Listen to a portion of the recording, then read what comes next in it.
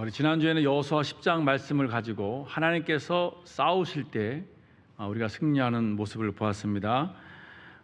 그래서 여호수아는 궁극적으로 가나안 남부에 있는 5 왕들과 연합군과 그리고 남부 지역을 다 점령했습니다. 하나님께서 하늘에서 큰 우박을 마치 패트리어트 우박처럼 내리셔서 적군들만 다 공격했죠. 그리고 해와 달을 서서히 멈추게 하시면서 이스라엘 군사들이 적군을 다 진멸하기까지 시간적 여유를 주셨습니다. 하나님께서 우리를 도우실 때, 하나님께서 우리를 위해서 싸우실 때, 하나님은 자연적인 방법과 초자연적인 방법을 통해서 우리에게 은혜를 주실 줄 믿습니다. 예를 들면 우리가 당면하고 있는 문제들 있잖아요. 우리의 영적으로 괴롭히는 대적들, 불가능해 보이는 상황과 여건들을 위해서 하나님께서 싸우신다면, 하나님은 우리 인간이 만든 법적인 그리고 제도적인 사회적 방법, 그리고 인간관계나 의료관계, 의료적인 체계, 그리고 나아가서 초자연적인 방법을 통해서 다 동원해서 우리의 문제를 아주 협력하여 선을 이루시는 하나님이십니다. 여러분, 이런 은혜가 여러분에게 있길 소망합니다. 하나님께서 정말 우리 이 문화를 통해서 또 초자연적인 하나님의 역사와 기적을 통해서, 하나님, 내가 지금 당면하고 있는 이 문제, 나를 괴롭히는 영적인 문제들, 하나님 건강조차, 사업의 문조차 하나님께서 다 해결하여 주실 줄 믿습니다. 그런 믿음을 갖고 나갈 때 하나님께서 우리에게 큰 은혜로 임하실 것입니다. 자, 그렇다면 어떻게 해야지 하나님께서 우리를 위하여 싸우실까 하는 겁니다. 하나님께서 우리를 위하여 싸우시는 그 조건과 환경은 무엇이냐는 것인데요. 여러분, 여호수아를 보면 잘 알 수 있지만은 하나님께서 여호수아를 위하여 싸우셨던 그 이유는 여호수아의 믿음과 순종과 그의 성결함에 있습니다. 믿음과 순종, 여호수아는 온전한 마음으로 하나님을 쫓았다라고 민수기 32장 12절에 나와요. 여호수아와 갈렙, 그리고 그 가나안 땅에 들어간 정탐꾼들, 그 모든 사람들은 하나님의 말씀을 믿지 않았지만 여호수아와 갈렙은 하나님을 온전히 쫓았더라, 이렇게 나와 있습니다.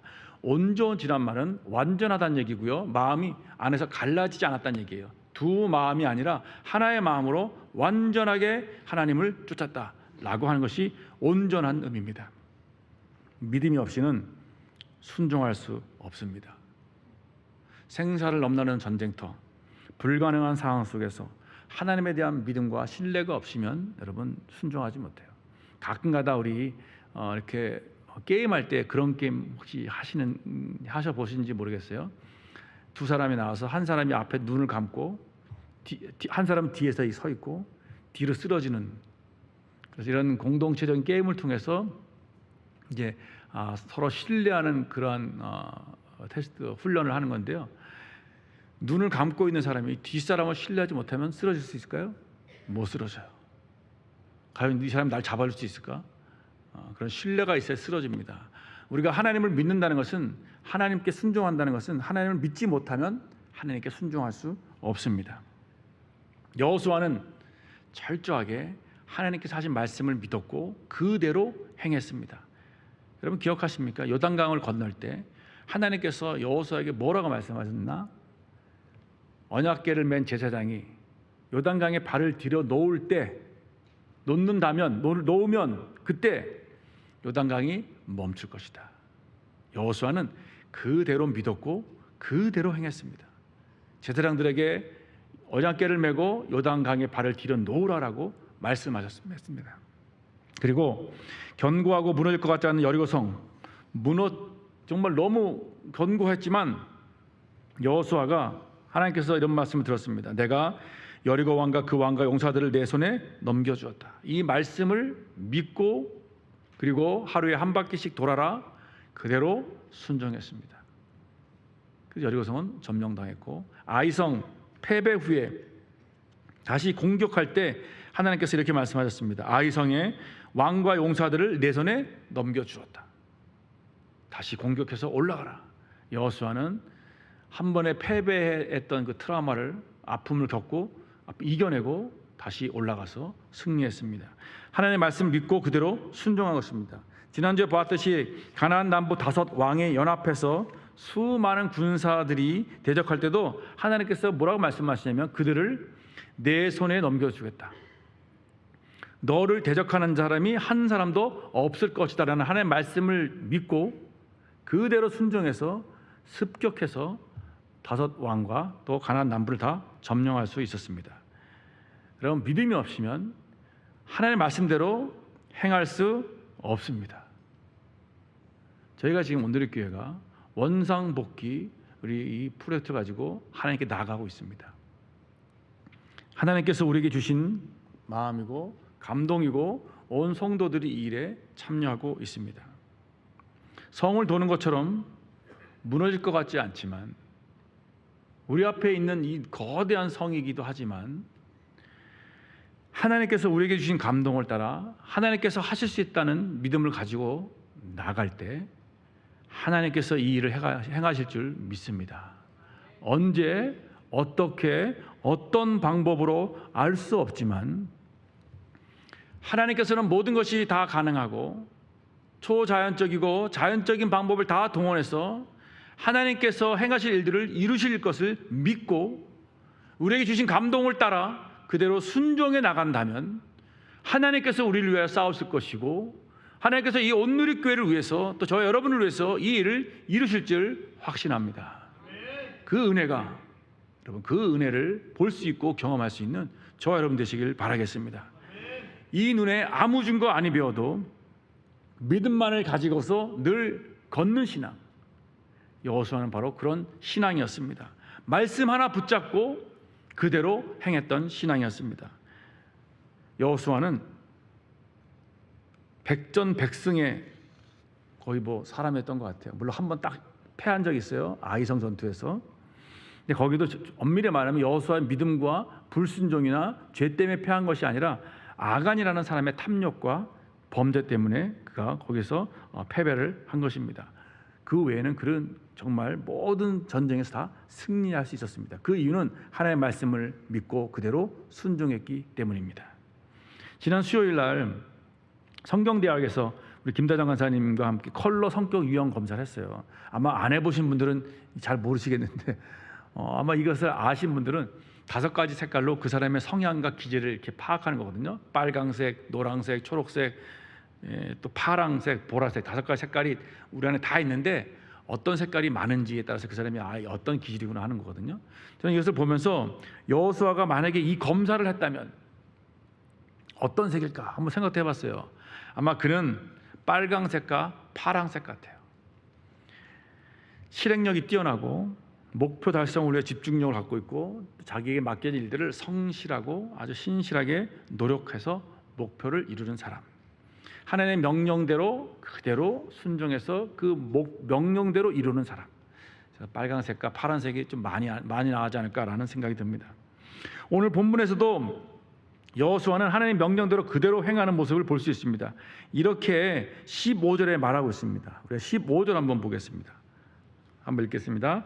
여호와께서 그의 종 모세에게 명령하신 것을 모세는 여호수아에게 명령하였고 여호수아는 그대로 행하여 여호와께서 모세에게 명하신 것을 하나도 행하지 아니한 것이 없었더라. 여호와께서 누구에게 했어요? 모세에게. 모세는 여호수아에게, 여호수아는 그대로 행했습니다. 하나도 행하지 아니한 것이 없었습니다. 여러분 이게 가능할까요? 정말 여호수아는 믿음의 사람이었습니다. 그대로 하나님을 믿었기 때문에 행하는 것이었습니다. 이 여호수아가 철저히 하나님께서 말씀하신 것을 믿고 행했다는 것이 반복돼서 나오고 있어요. 우리 지난 시간에 봤던 말씀 한 번 더 보겠습니다. 가나안 남부에 있는 연합군들을 점령할 때도 이렇게 말하고 있습니다. 우리 여호수아 10장 40절 한번 보겠습니다. 10장 40절입니다. 이와 같이 여호수아가 그 온 땅 곧 산지와 네겝과 평지와 경사지와 그 모든 왕을 쳐서 하나도 남기지 아니하고 호흡 있는 자는 다 진멸하여 바쳤으니 이스라엘의 하나님 여호와께서 명령하신 것과 같았더라. 같았다는 거예요. 틀리지 않았어요. 하나님께서 여호수아에게 명령하신 것과 같지 않더라 이렇게 안 하고 있어요. 같았더라. 여러분, 이것이 하나님께서 여호수아를 위해서 싸웠던 이유인 것입니다. 하나님 말씀하시면 내가 그대로 하겠습니다. 주님 말씀하시면 나아가고 주님 뜻이 아니면 멈춰 서겠습니다. 이게 그의 신앙이었습니다. 오늘 본문은 가나안 전투의 마지막 이야기입니다. 오늘 본문으로 가나안 전쟁이 끝납니다. 그리고 그 다음 12장에서는 모세가 정복한 왕, 여호수아가 정복한 왕의 이름이 쫙 이렇게 나오게 됩니다. 하나님께서 이제 전쟁의 규모가 이렇게 막바지에 달아가면서 그 규모가 되게 커지는 것을 볼 수 있어요. 한편으로는 마치 사단이 최후의 발악을 하는 것 같은 느낌이에요. 여러분, 혹시 가나안 땅 처음에 들어왔을 때 전쟁 기억하세요? 가나안의 요단강을 건너서 가나안 중부를 공격할 때 처음 했던 전쟁이 여리고성 전쟁이었어요. 여리고성하고 1대1로 싸웠죠. 그 다음에 아이성하고 1대1로 싸웠습니다. 그리고 기드온 성이 항복해서 돌아왔고, 그리고 가나안 남부와 싸울 때는 1대5로 싸웠어요. 자, 오늘은 1대 몇일까요? 1대 다수예요. 1절에서 3절 오늘 봤잖아요. 1절에서 3절에 보면은 거기에 이름이 거론된 왕이 10명이에요. 이름이 거론되지 않은 2절에 보니까 그냥 왕들이라 나왔는데 정확하게 왕들이 몇 명인지 알 수 없거든요. 그런데 여기서 보니까 2절에 보면은 4개의 지역을 얘기하고 있어요. 최소한 1개 지역에서 1명의 왕이 나왔다면은 모두 14명의 왕이에요. 이스라엘 백성이 지금 처음에는 1대1, 1대5, 지금 1대 다수인데 1대 14명이 싸우는 거예요. 너무 많은 적군들이 몰려왔습니다. 그래서 뭐라고 얘기하냐면 4절에 보니까 이렇게 나와 있습니다. 그들이 모든 군대를 거느리고 나왔으니 백성이 많아 해변에 수많은 모래 같고 말과 병거도 심히 많았다. 여호수아와 이스라엘 백성이 봤는데 이 메론 물가에 진을 쳤거든요. 너무 많은 거예요. 너무. 그래서 보니까 바다에 모래처럼 너무 많은 사람이 보인 거였어요. 이스라엘 북쪽에 대장 노릇하던 왕이 10절에 보면은 하설 왕이라는 사람이었거든요. 이 사람이 가나안 남부와 중부가 다 망했다는 소식을, 점령당했다는 소식을 듣고 자기도 위기를 느껴서인지 북부에 있는 모든 왕들을 다 연합을 했습니다. 그리고 이스라엘과 대적하러 나옵니다. 최후의 결전. 1대1, 1대5, 1대 한 15, 14 아주 그냥 마지막 발악을 하는 것 같습니다. 여러분, 사단이 우리를 공격할 때도 이럴 때가 있는 것 같아요. 처음에는 아주 약하게 공격을 하고 유혹을 하다가 그 다음에는 조금 더 세게, 그 다음에는 건드리면 조금 더 세게 사단은 우리를 공격하는 것을 볼 수가 있습니다. 자, 이제는 한번 시험이 끝났으니까 좀 쉴만한데 좀 쉬어야 되겠다. 또 하나님께서 이제 평안한 마음을 주겠지 했는데 또 지나면 사단이 우리에게 시험 주고 환난을 주고 유혹하게 합니다. 그것은 예수님을 통해서도 우리가 알 수 있어요. 여러분, 예수님이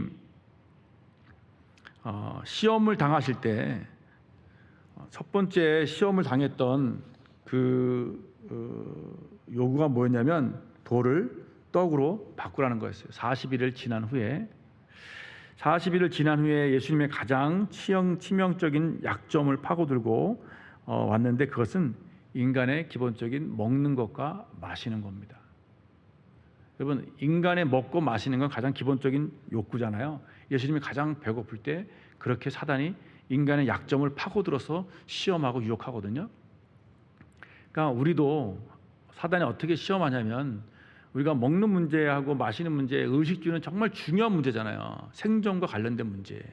그러니까 이 생존과 관련된 문제를 가지고 우리로 하여금 어떻게 하냐면 그냥 너희가 생존이 더 우선이지 하나님의 말씀을 듣는 게 더 우선이냐. 너가 지금 먹고 마시는 걸 해결해야지. 네가 가서 교회 가서 예배를 드릴 때냐. 하나님을 잠시 떠나도 되지 않겠느냐. 이렇게 우리에게 속삭이면서 유혹을 하게 됩니다.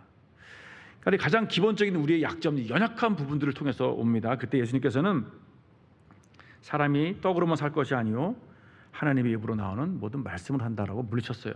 자, 이 첫 번째 시험에서 사단을 물리친 후에 두 번째로 사단이 어떻게 시험하냐면 예수님을 높은 성전에 데리고 가서 거기서 뛰어내리라 그래요. 그러면 그 밑에 있는 사람들이 예수님이 이제 뛰어내리면 성경에서 천사가 다 날아와서 예수님을 땅에 떨어지지 않게 다 받쳐줄 것이다. 그러면 그 밑에 있던 모든 사람들이 보고 너를 야 진짜 네가 하나님의 아들인 것을 인정할 거다.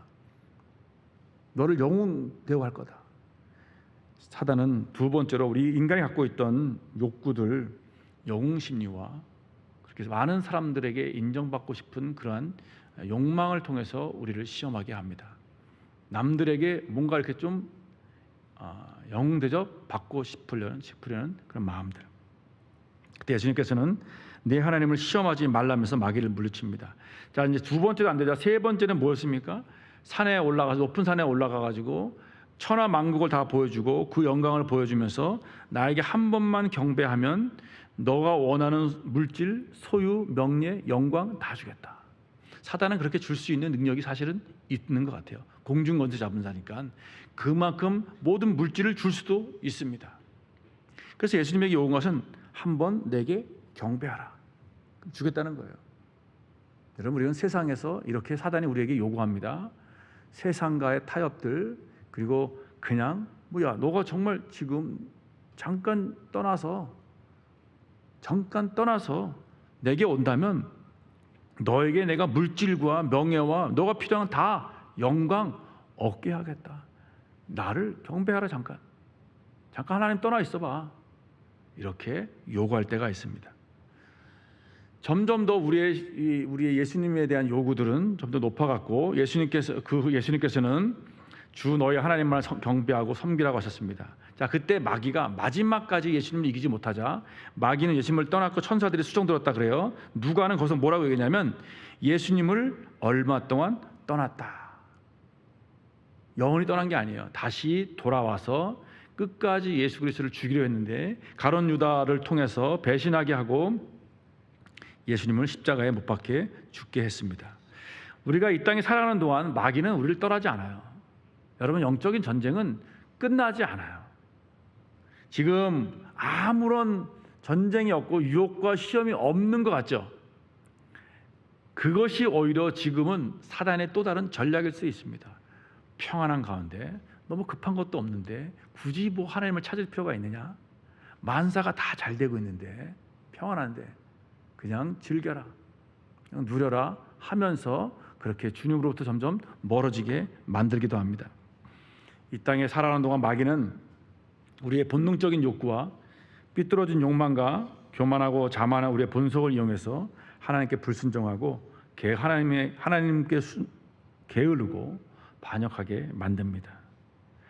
그 대표적인 케이스가 아간이었습니다. 아간은 하나님께서 명령하신 그 말씀을 듣지 않고 금과 은과 고급 외투를 훔쳐서 자기 자신과 가족이 죽고 이스라엘 백성이 패하게 만들고 공동체를 침체적인 패배적인 분위기로 만들었습니다.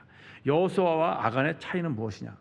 아간은 하나님의 명령을 들었음에도 자기 소견에 옳은 대로 행했고 그는 하나님과 여호수아의 명령을 무시하고 자기가 하고 싶은 대로 행했기 때문에 그렇고요.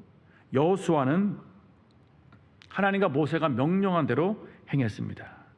여호수아는 하나님의 말씀을 청종하고 그대로 행했습니다. 이것이 이사야 55장 3절에 보면은 하나님의 말씀을 청종하고 기울이는 사람은 그 영혼이 살 것이다 라고 얘기합니다. 하나님의 말씀에 귀를 기울여야만, 하나님의 말씀을 듣고 나와야만 우리의 영혼이 사는 길인 것입니다. 그리고 신명기 11장에 보면은 하나님의 명령을 청종하는 사람에게 늦은 비와 이른 비를 내리고 곡식과 포도주와 기름을 얻게 할 것이고 너희가 배부를 것이다 라고 얘기하고 있고요. 또 신명기 28장에 보니까 여호와의 말씀을 청종하면 이 모든 복이 내게 임하는데 성읍에서도 복을 받고 들에서도 복을 받고 나가서도 복을 받고 들어와서도 복을 받는다. 하나님의 말씀을 청종하는 사람. 만약에 우리가 하나님을 멀리 떠났거나 하나님께 범죄하고 그로 인해서 우리가 징계를 받았고 다시 회개하고 돌아왔다면 하나님께서 이렇게 말씀하십니다. 신명기 30장 8절에 너는 돌아와 다시 여호와의 말씀을 청종하고 내가 오늘 내게 명령하는 그 모든 명령을 행할 것이라. 하나님의 말씀을 청종하고 그것을 행하라는 것입니다. 너희가 만약에 범죄해서 하나님의 징계를 받아서 멀리 떠났다가 다시 돌아왔다면 다시 하나님의 말씀을 듣고 그 말씀대로 행하라는 것입니다. 하나님의 말씀을 청종하고 그대로 행하는 것이 우리의 생명이 사는 길이고 우리의 기쁨이고 복이라는 것입니다. 오늘 여호수아 하나님의 말씀 주의 깊게 듣고 순종하는 모습을 볼 수 있습니다. 북부 연합군의 숫자가 너무 바다의 모래처럼 너무 많았어요. 그 병거와 말, 군인들 숫자만 보기만 해도 이거는 뭐 싸울 엄두가 안 나는 거예요. 이스라엘 군사들은 사기가 꺾이고요, 완전히 그냥 침체될 수 있는 그런 분위기였을 것입니다. 승산도 없고 그들의 기세와 위험에 눌러서 두렵기도 했던 것 같아요. 그때 하나님께서 여호수아에게 이렇게 말씀하셨습니다. 6절에 보면은 6절 한번 읽겠습니다. 같이.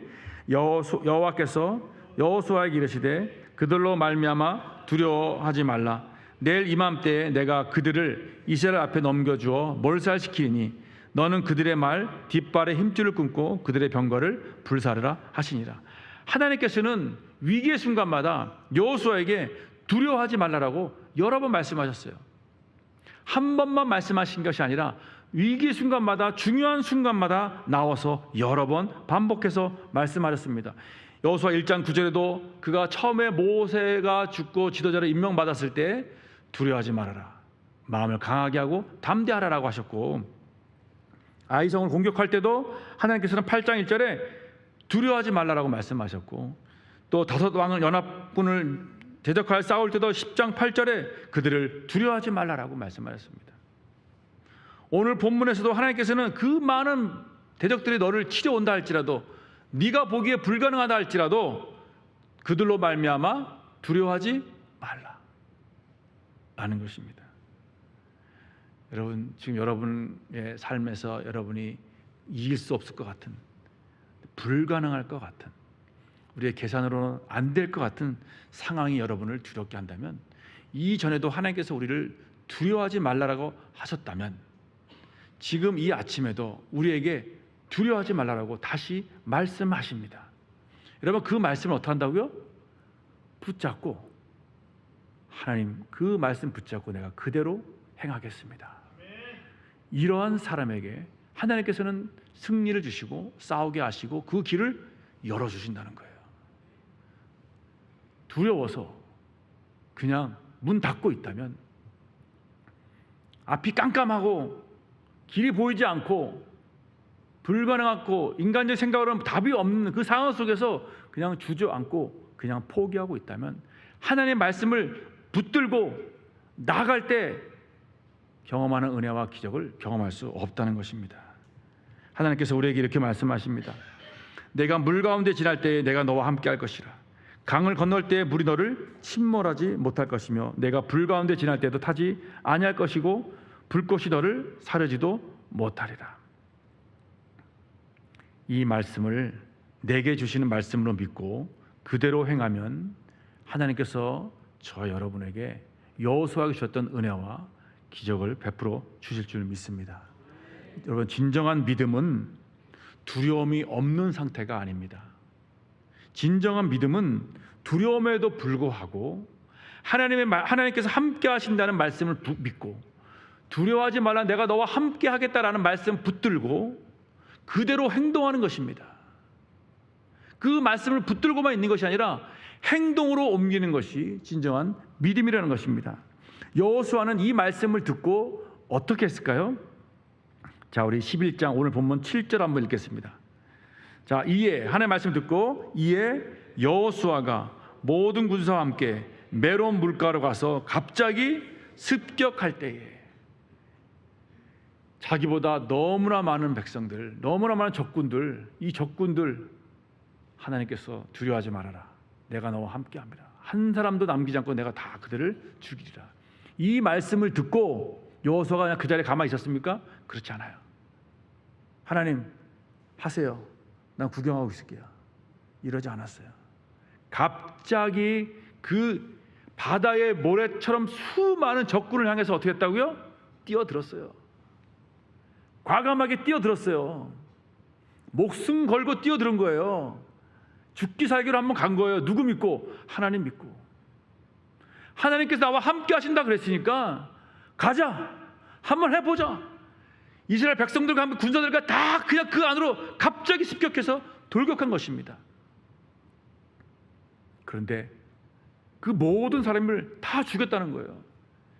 지난 10장에서는 하나님께서 어떻게 도우셨냐면 하늘에서 우박이 떨어지게 하셨어요.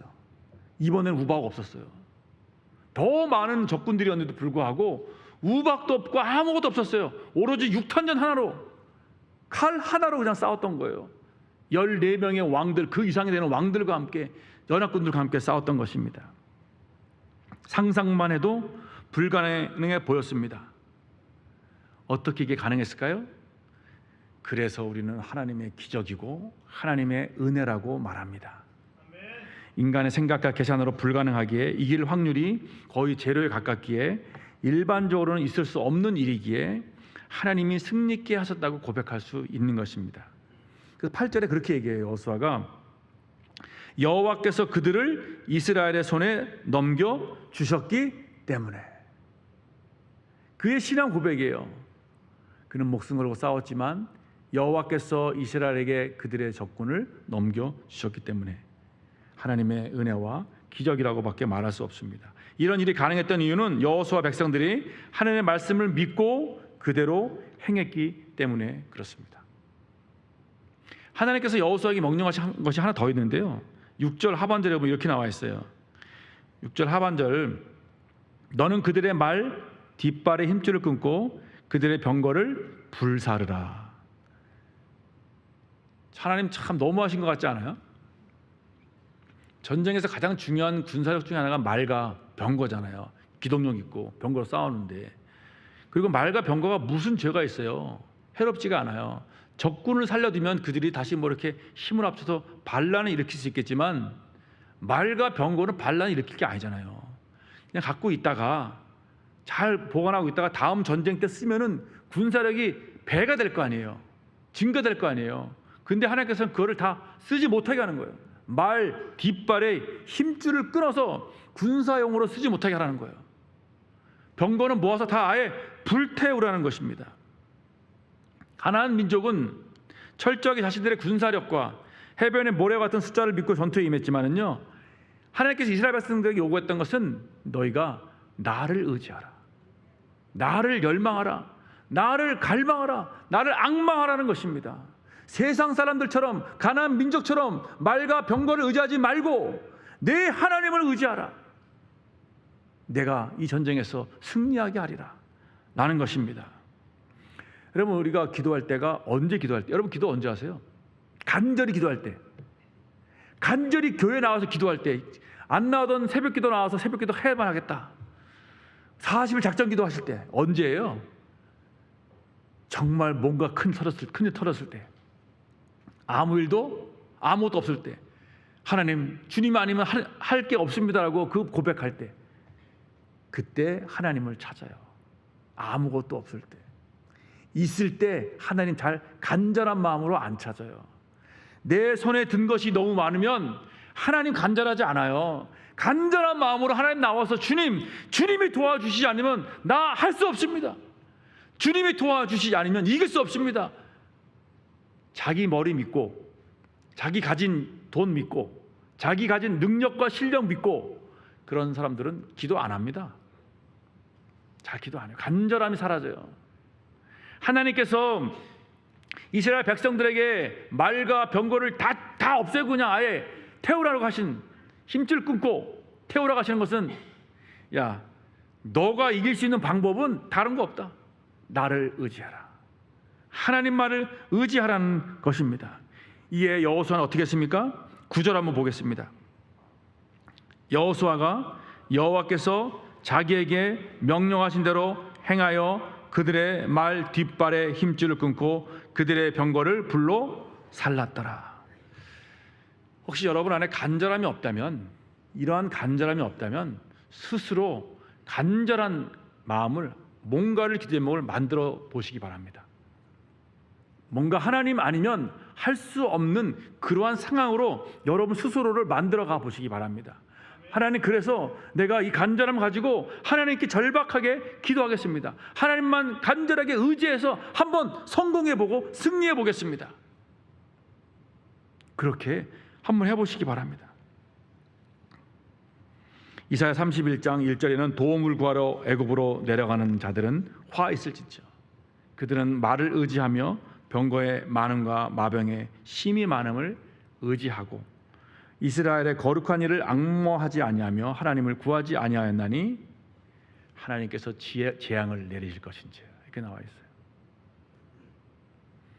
여러분, 누구를 의지하고 계십니까? 하나님을 의지하고 계십니까? 거룩하신 하나님, 하나님을 앙망하고 계십니까? 지난 일주일 동안 삶을 돌아보면서 내가 정말 하나님을 얼마나 의지하고 갈망했는가? 정말 내가 하나님을 사랑하는 마음으로 하나님께서 하시지 않으면 이 일은 일어날 수 없습니다. 하나님께서 하시지 않으면 우리 가정이 정말 힘들어집니다. 내 일터 하나님 힘들어집니다. 나 일 못합니다. 하나님께서 함께 하여 주셔야지 내가 맡은 일 감당할 수 있습니다. 하나님을 철저하게 의지하게 하실 때 하나님께서 우리에게 때로는 내려놓으라고 하실 때가 있습니다. 손에 붙들고 있는 것, 손으로 붙잡고 있는 것, 그건 내려놓게 하십니다.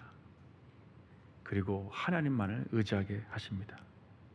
야곱이 가장 사랑했던 사람이 요셉이었잖아요. 근데 요셉이 죽었잖아요. 형들에 의해서 아빠가 죽은 줄 알고 있잖아요. 지금 요셉이.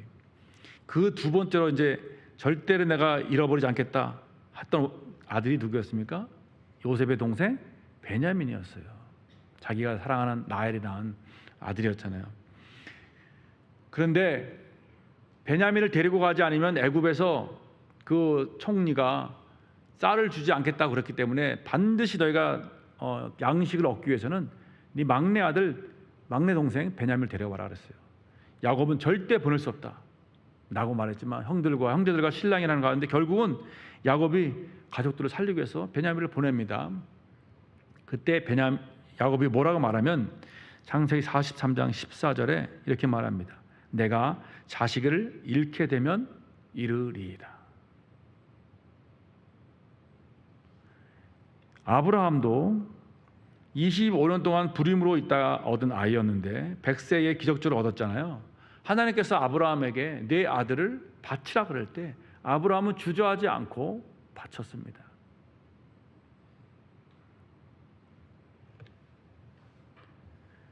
하나님께서 우리에게 우리가 붙잡고 있는 것들을 내려놓으라 그럴 때가 있는데 그 중에 하나가 여러분 이 야곱과 그리고 아브라함처럼 우리가 사랑하는 자녀들이 아닐까라고 생각이 듭니다. 여러분 자녀들에게 이렇게 끌려다니시거나 자녀들이 해달라는 대로 다 해주거나 그러면서 그들이 믿음대로 해달라는 게 아니고요. 그냥 믿음이 없는 요구를 계속 하는데 다 그대로 이렇게 끌려주고 받아들인다면은 하나님께서 우리가 자녀들을 이렇게 계속 붙잡고 있는 것을 내려놓고 있지 못하는 것은 아닐까라는 생각이 들어요. 우리는 과감하게 우리의 마음속에서 내가 붙잡고 있는 자녀들을 하나님 정말 이 자녀 주님의 자녀입니다. 주님께 맡기오니 주님께서 키워주시옵소서. 너무 자녀들 오냐 하면서 신앙생활 안 해도 오냐, 주님을 떠나도 오냐. 여러분 이것은 내가 자녀들을 주님께 맡기는 것이 아닌 것 같습니다. 정말 아이를 사랑한다면 이 아이가 주님께 나와서 하나님의 자녀로 만들어가고 정말 내가 이 자녀보다 하나님을 더 사랑하는 그 마음, 주님 내가 주님 원하면 기꺼이 자녀를 놓겠습니다 하는 그 마음을 가져야 할 것입니다. 그것이 하나님을 철저히 의지하는 방법이 아닐까 생각합니다. 저는 하나님을 위해서 내가 하나님 일을 하겠습니다. 하나님 내 자녀를 맡아 주시옵소서. 그렇게 한다면 여호수아처럼 그렇게 믿음으로 그렇게 한다면 하나님께서 우리 자녀를 책임져 주실 줄 믿습니다. 그렇게 하나님은 좋으신 분이십니다. 하나님께 여러분의 자녀를 맡겨보시고 여러분의 학업을 맡겨보시고 직장을 맡겨보시기 바랍니다. 그러면 하나님께서 여러분을 위해서 싸우실 것입니다. 여러분, 감자탕 교회로 유명한 교회가 있어요. 제가 되게 한 오래전에 안 교회거든요. 한 20년, 15년 이쯤 다들 꽤 오래된 아는 교회인데, 이 교회가 이름이 감자탕 교회인데 그 원래 이름이 감자탕 교회가 아니에요. 그 교회 개척할 때 1층이 감자탕 파는 가게여서 2층이 교회였기 때문에 감자탕 교회로 이렇게 알게 됐거든요. 근데 그 교회 이름이 광염교회예요. 서울 광염교회. 그 당시에 제가 이 교회에서 받았던 이미지와 그 좋은 재정 정책이 있는데, 그것이 뭐냐면 여기에는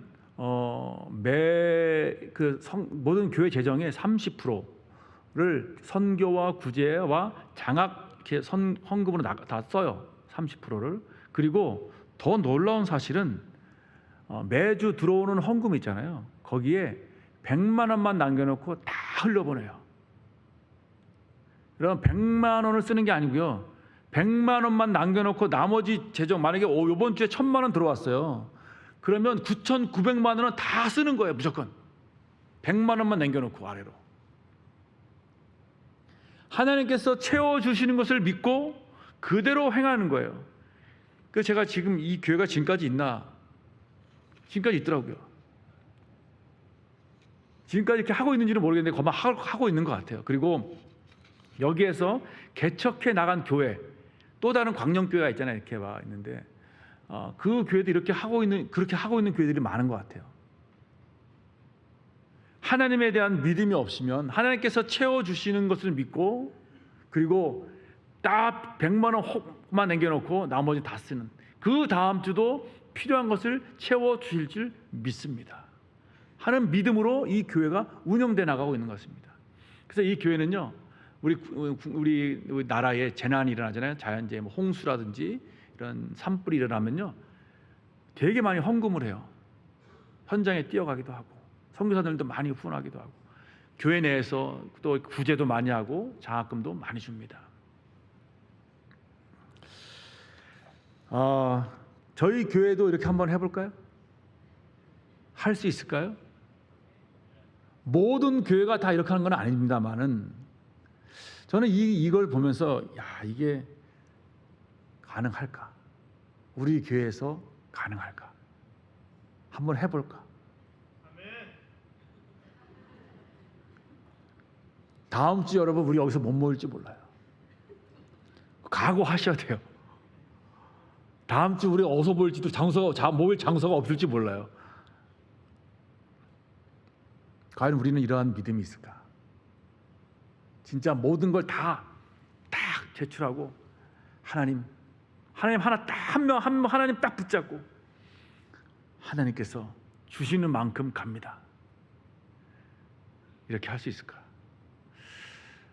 저도 힘들고, 저도 사실 저도 이 말씀을 들으면서 준비하면서 과연 나도 그럴 수 있을까?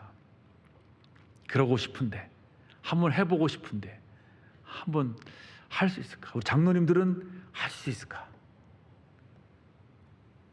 여러분들은 어떨 것 같아요? 여러분, 믿음은 모험입니다.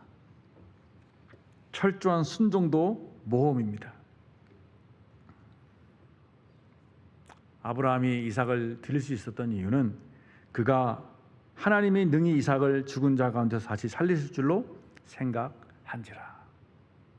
죽었다가 내가 아들을 죽여도 하나님이 다시 살리실 줄로 생각했기 때문에 기꺼이 아들을 놓을 수 있었던 것이에요. 그럴 수 있을까요, 우리? 이러한 믿음과 순종함이 우리 안에 있으면 좋겠습니다. 여러분, 아브라함과 여호수아의 이 믿음과 순종은 하루아침에 이루어진 신앙은 아닌 것 같습니다. 아브라함은 한 25년이 걸렸고요. 여호수아도 한 40년이 걸렸습니다. 일상에서 반복된 생각과 행동이 습관이 된 것입니다. 이 습관의 힘이라는 책에서 습관을 이렇게 정의합니다. 습관이란 어떤 시점에서는 의식적으로 결정하지만 얼마 후에는 생각조차 하지 않으면서 거의 매일 반복되는 선택, 이렇게 얘기합니다. 우리의 믿음과 순종도 매일 의식적으로 하나님께 순종하고요, 의식적으로 하나님께서 말씀하신 대로 이렇게 가야겠다 가잖아요. 이것이 우리 일상에서 반복이 되면은 어느 순간에는 내가 의식하지 않고 말씀을 들으면 아멘하고 그대로 그냥 순종하는 습관의 힘이 생긴다는 것입니다. 우리의 순종의 습관들, 믿음의 습관들입니다. 지금까지 우리의 마음이 너무 둔해서 주님을 들을 수 없었다면, 이 땅에 속하여 이 땅만 보다가 주님 손을 놓치고 살았다면, 이 아침에 무너진 내 삶의 모든 자리에 주님을 다시 모시길 바라겠습니다. 다시 하나님, 내 연약한 믿음을 붙잡아 주시옵소서. 내 믿음 없음을 하나님 아시오니 내 믿음 다시 강하게 붙잡아 주시옵소서. 내가 주님만 갈망하며 주님만 앙망하며 주님께서 말씀하신 그대로 순종하는 그러한 삶을 살게 하여 주시옵소서. 믿음이 없이는 하나님을 기쁘시게 하지 못하나니 하나님께 나아가는 자는 반드시 그가 계신 것과 또한 그가 자기를 찾는 자들에게 상 주시는 심을 믿어야 할지니라. 주님, 이 아침에 주님을 다시 찾습니다. 목마른 사슴이 시냇물을 찾듯이 내가 주님을 갈망합니다. 믿음이 없어서 무너진 삶의 모든 자리에서 다시 주님을 기다리오니 우리의 믿음을 더하시고 하나님의 말씀을 듣고 그대로 행하는 은혜와 축복을 누리게 하여 주시옵소서.